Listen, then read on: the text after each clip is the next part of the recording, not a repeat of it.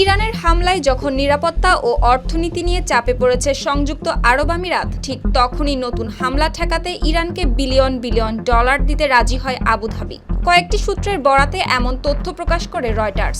এমনকি দাবি করা হয় দুই পক্ষের গোপন সমঝোতার অংশ হিসেবে প্রথম কিস্তির ৩০০ কোটি ডলার ইতোমধ্যেই ইরানকে দেওয়া হয়েছে।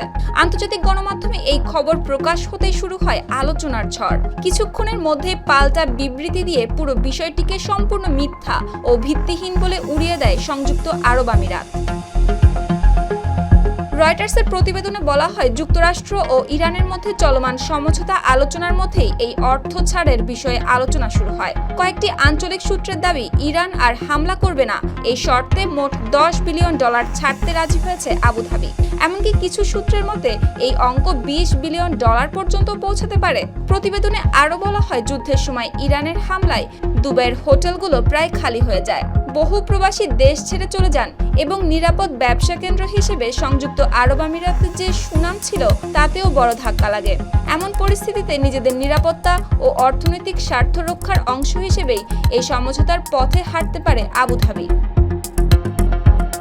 তবে এসব দাবি সরাসরি অস্বীকার করেছে সংযুক্ত আরব আমিরাত। এক বিবৃতিতে দেশটির পররাষ্ট্র মন্ত্রণালয় জানায়, ইরানের কোনো জব্দকৃত তহবিল মুক্ত করা, স্থানান্তর করা বা আমিরাতের মাধ্যমে সরবরাহ করার মতো কোনো ঘটনা ঘটেনি। আমিরাতের ভাষায় এসব অভিযোগের ভিত্তি নেই কোনো, এবং বাস্তবতার সঙ্গে এর কোনো সম্পর্কও নেই। একই সঙ্গে গণমাধ্যমগুলোকে তথ্য প্রকাশের ক্ষেত্রে সতর্ক থাকার আহ্বান জানিয়েছে সংযুক্ত আরব আমিরাত। দেশটি বলেছে, সংবাদ প্রকাশের ক্ষেত্রে অবশ্যই নির্ভরযোগ্য ও সরকারি সূত্রের উপর ভরসা করতে হবে। যাচাই না করা তথ্য এবং ভিত্তিহীন অভিযোগ প্রকাশ বা প্রচার করা থেকে বিরত থাকার আহ্বান জানিয়েছে দেশটি। ফলে ইরানকে ১০ বিলিয়ন ডলার ছাড় দেওয়ার খবর কি সত্যি কোনো গোপন সমঝোতার অংশ ছিল, নাকি এটি ছিল নাম প্রকাশে অনিচ্ছুক তথ্য নির্ভর এমন একটি দাবি, যেটিকে প্রকাশ্যে অস্বীকার করছে আবুধাবি? সেই বিতর্ক নতুন করে মধ্যপ্রাচ্যের কূটনীতি ও আঞ্চলিক নিরাপত্তা নিয়ে জন্ম দিয়েছে নানা প্রশ্নের। সুপ্তি রায়, RTV।